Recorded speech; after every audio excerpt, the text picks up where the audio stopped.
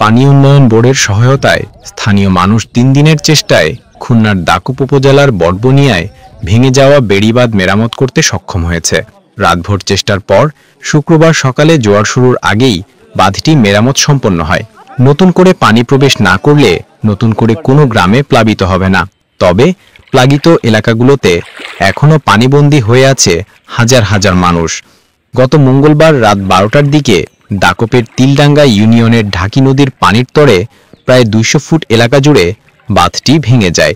এতে তিলডাঙ্গা ইউনিয়নে 5টি গ্রাম প্লাবিত হয়। গ্রামের বাড়িতে পানি প্রবেশ করায় অনেকে এলাকা ছাড়তে বাধ্য হয়।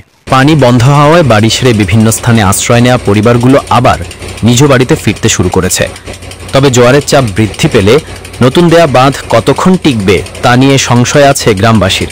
তাদের দাবি, কাজ বন্ধ না করে নতুন রিং বাঁধ না দিলে ঝুঁকি থেকেই যাবে। প্রায় 300 হেক্টর জমির আমন ধান ও সবজি তলিয়ে যায়, ভেসে যায় মাছের ঘের ও পুকুর। বাঁধ মেরামত হয়ে যাওয়ায় নতুন করে পানি প্রবেশ না করলেও প্লাবিত এলাকাগুলোর পানি নেমে যাওয়াটাই বড় চ্যালেঞ্জ মনে করছে স্থানীয়রা।